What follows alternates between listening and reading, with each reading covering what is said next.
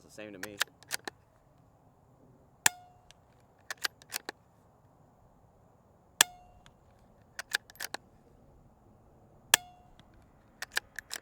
Welcome back to the NFAREVIEW channel. Today's suppressor is from TBA Suppressors, and it is their new Trooper 22. You guys know I just filmed with them recently. I filmed their Smith & Wesson M&P 15 SD, where they take a stock M&P 15-22 and convert it to an integral platform. Basically the same thing's going on here. This started life as a Ruger American 22 that they then performed their magic on. And when I mean magic, I mean exactly that.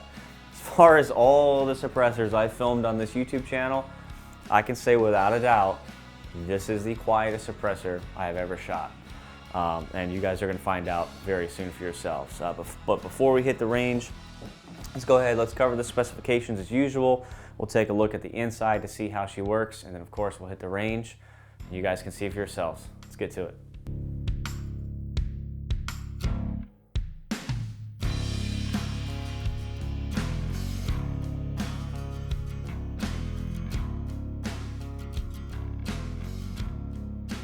All right, starting off from the top, it comes in a total overall length of 40 inches, a weight in the stainless version, so meaning stainless core and a stainless tube, the weight is 39.5 ounces.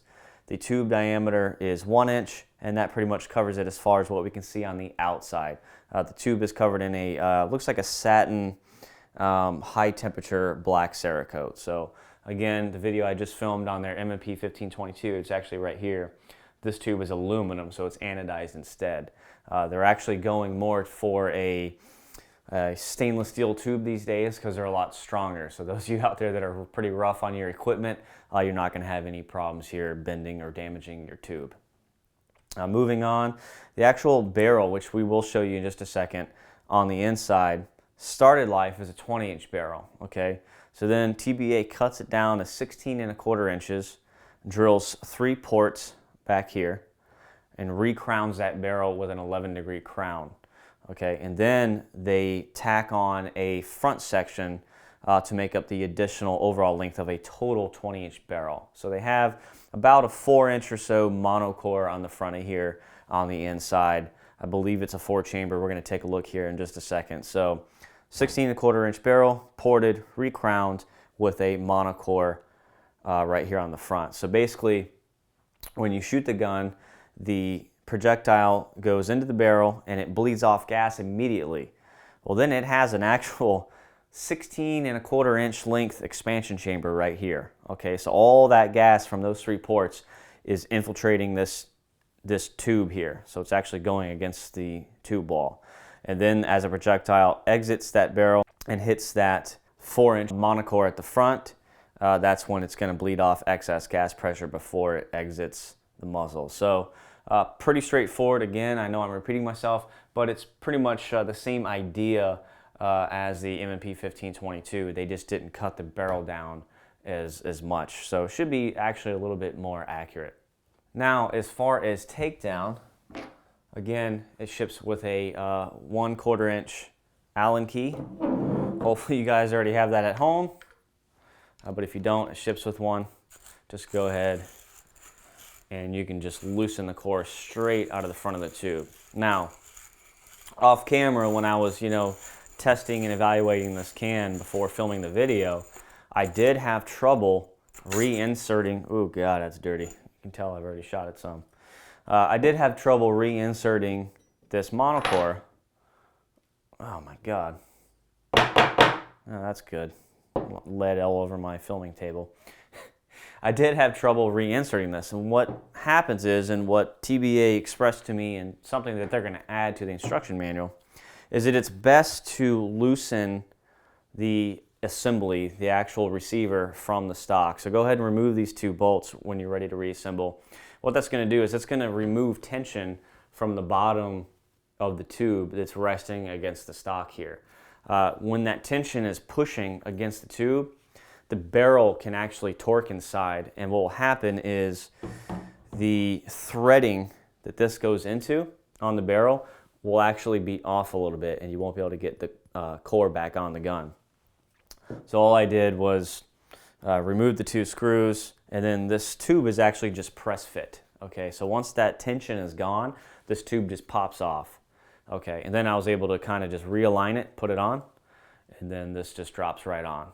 Now he does have a tri-cut interrupted threads that correspond with a tri-cut interrupted thread pattern in the base here. So that does make reassembly a little easier because it should fall on it and realign. And as you can see here, that barrel must be torqued again because it doesn't want to screw back in. But let's go ahead and just take it apart. Bear with me here for just a second. See what size this was. Go ahead and remove it here. Ah, look at that. So go ahead and remove the 2 action bolts here, the screws. There's 1.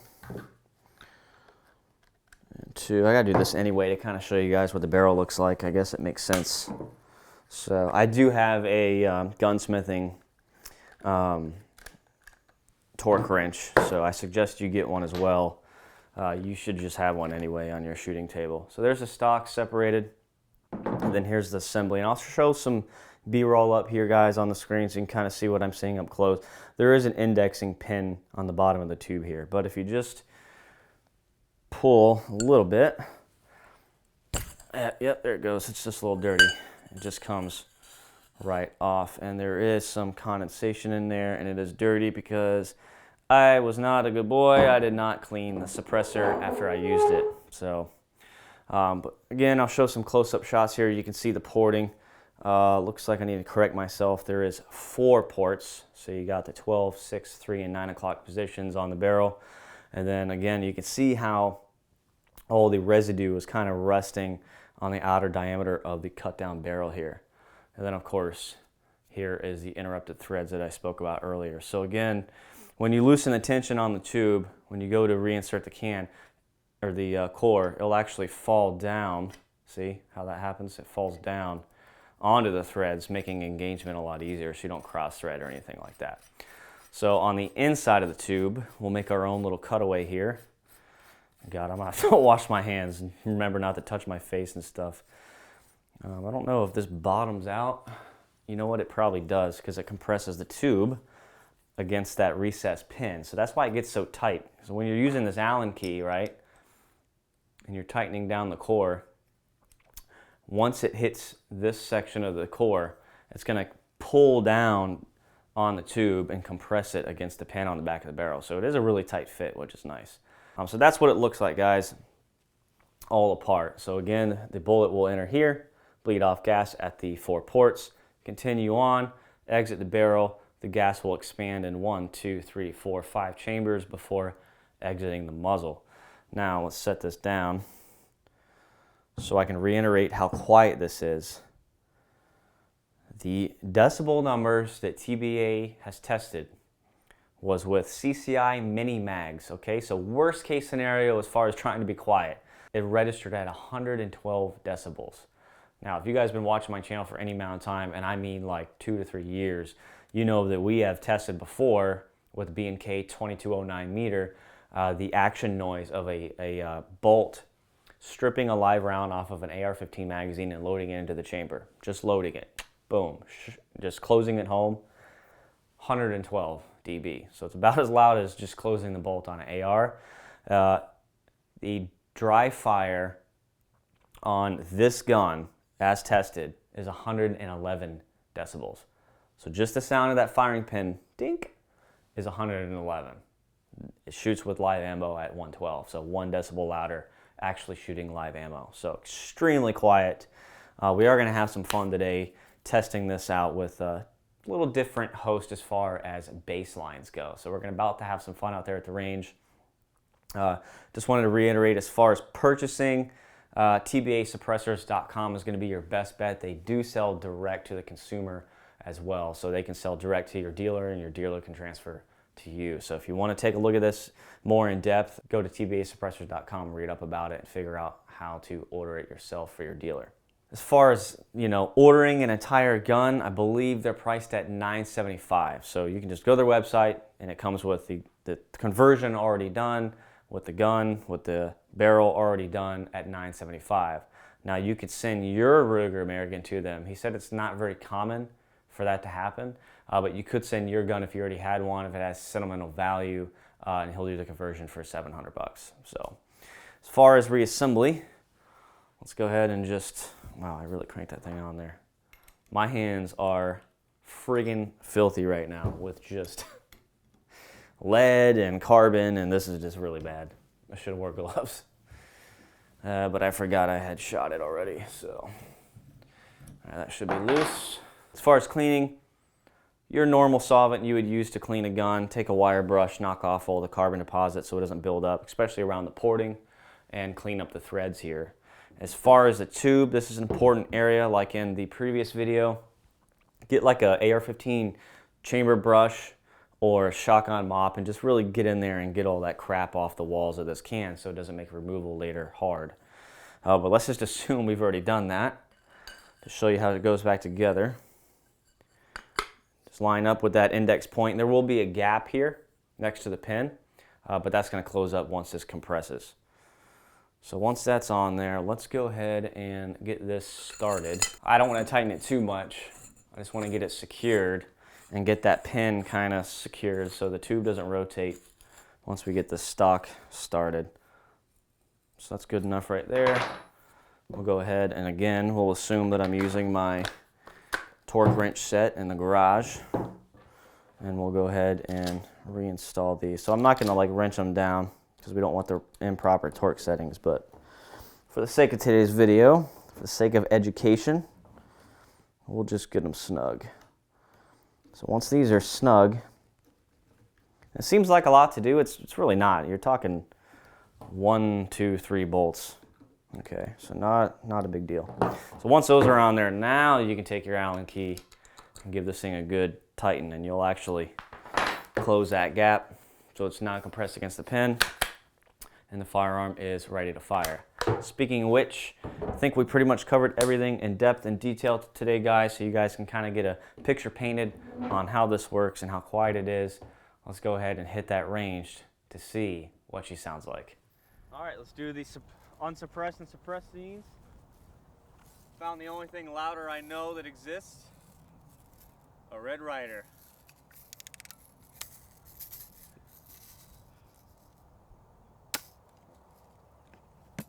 Way too loud. Way too loud.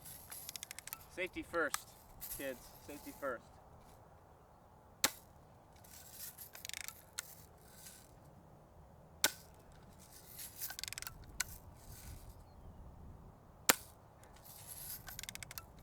See if I hit the steel. Beep. Legend goes, the BB's still flying.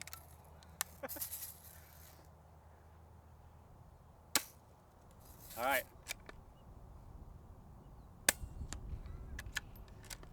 What?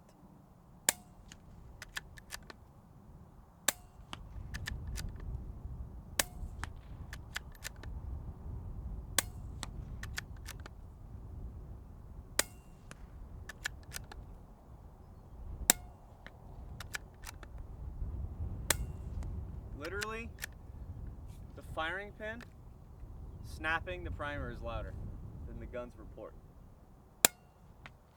Hear it? Ding! Dude, no scope! Nailed it. Nailed it! Alright, now we try the Federal bulk pack, which is typically louder. Let's try the CCI standard velocity.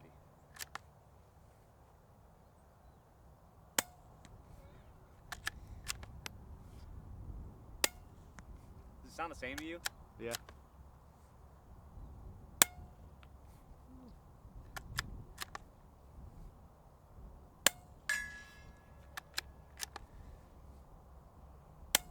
That's not bad with this. What is this? 12-mile-an-hour wind, maybe? Yeah. It's not bad. Got a hundo. See if I can do it again. I'm talking all this crap. Shit. Who needs a scope?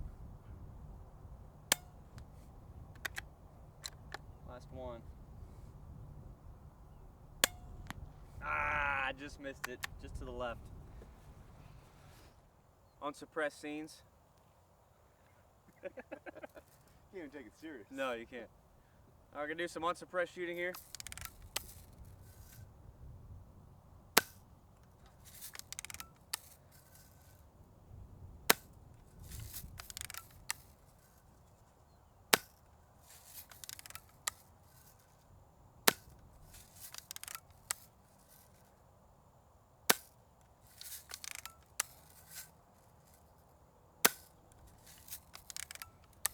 Going for that steel again.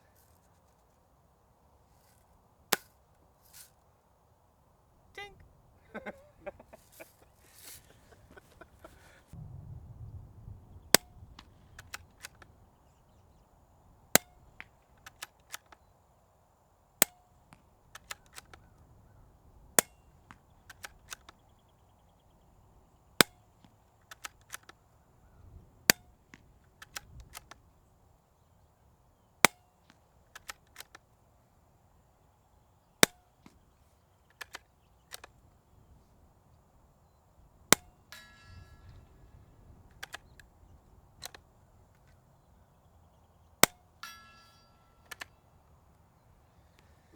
I don't know, man. Speechless. Quiet. CCI standard velocity.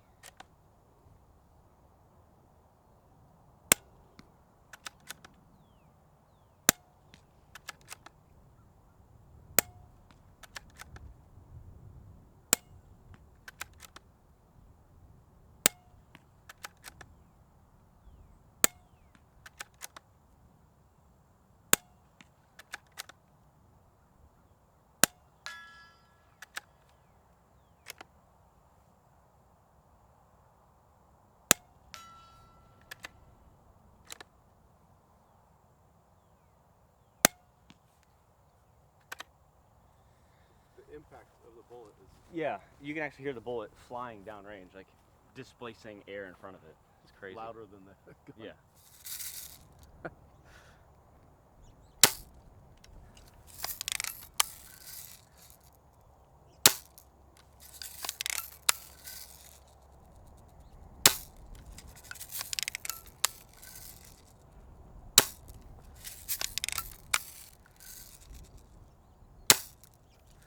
I don't know, pretty close. All right, now in the magazine, on the top 5 rounds, I have the Federal Bulk Pack, and then the bottom 5 rounds, I have the standard velocity from CCI. With the bulk pack.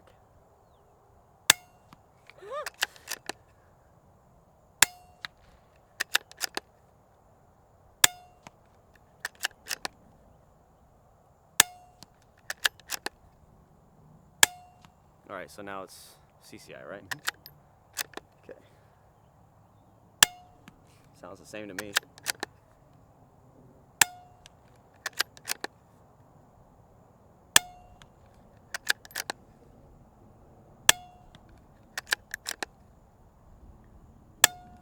So what I think I'm hearing is the difference in bullet flight and impact in between the 2 rounds, but the actual report here at the gun sounds exactly like... That sounds just like that. Yeah. I mean, right? Yeah, That's what I'm hearing. That's what I'm hearing too. All right, this is gonna be the firing pin only. This is firing on a dry chamber. Give you guys an idea of what we're hearing in person.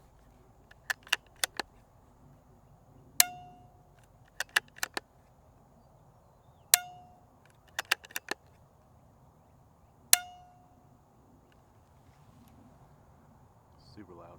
Alright, we're going to start out with Andrew shooting the BB gun, and then we're going to alternate. I have the top 5 rounds of the Federal Bulk Pack, and the bottom 5 rounds are the CCI standard velocity. Go ahead.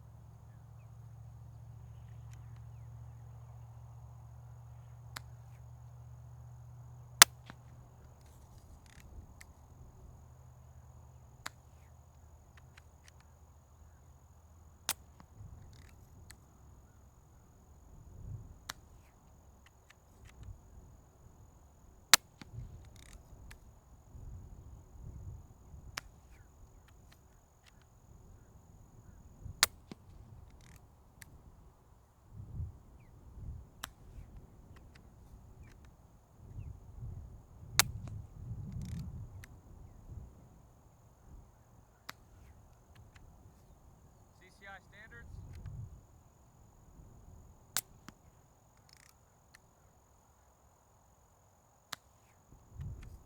Not a lot of gas on that one. Blow the blowback in your eyes.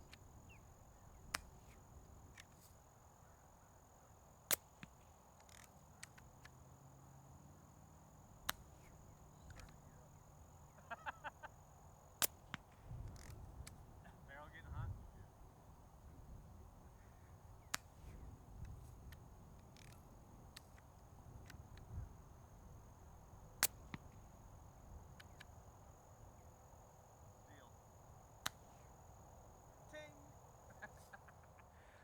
Well, everybody, I hope you enjoyed today's video. Definitely outside the norm. Andrew and I, off camera and on camera, we're trying to stay as objective as possible, but it is hard not to giggle when you're shooting something this quiet. I thought long and hard about what I should compare this to, and I was going to compare it to an unsuppressed bolt action 22. The only one I have, unfortunately, is a Savage FESR. Same length barrel, but the extractor is broken. So it would have been a real pain in the butt today to just clear each round. And then I decided the difference between this and an unsuppressed shot is so great, it's so obvious, I wanted to compare it to something else. And if I can direct your attention to this little guy, this is a, as Andrew corrected me, not a Red Ryder. It is a Daisy 350 buck. Oh, you put the safety on. Good man.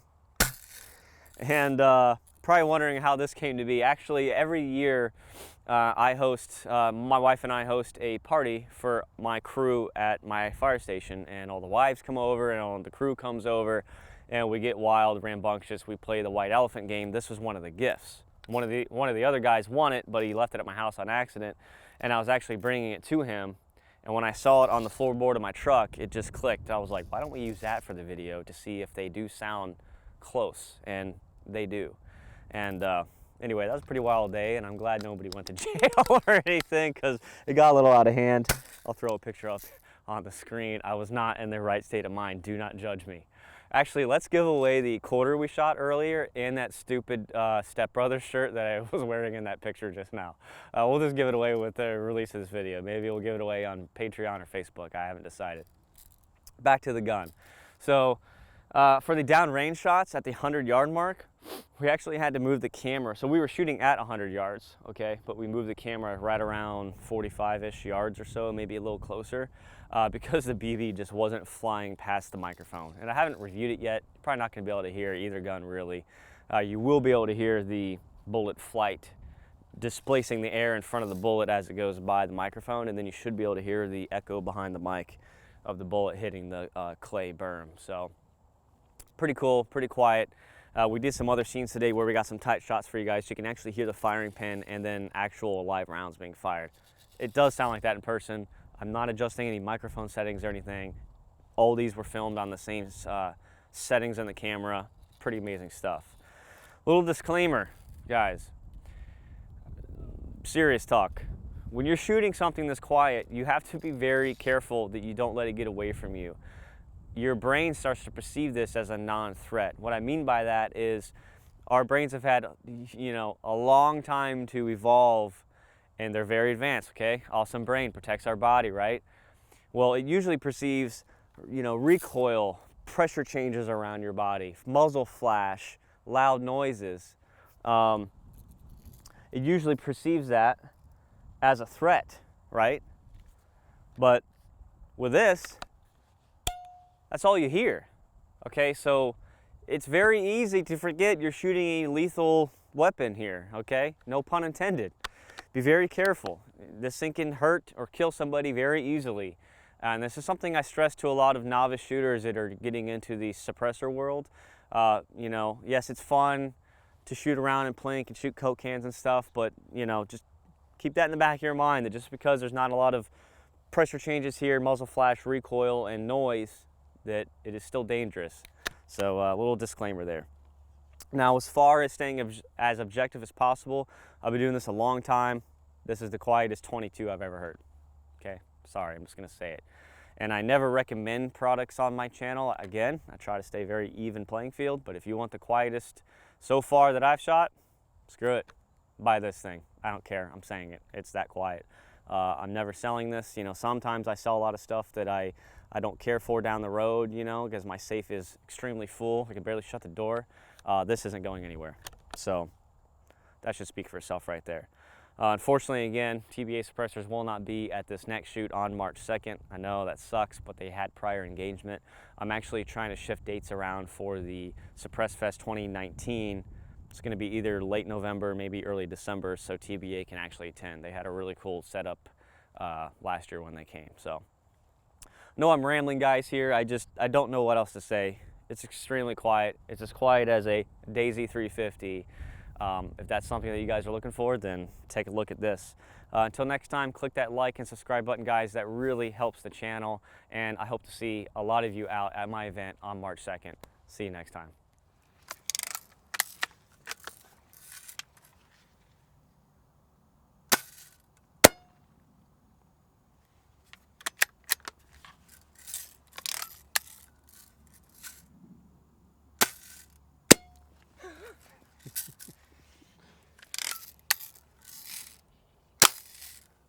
Oh yeah?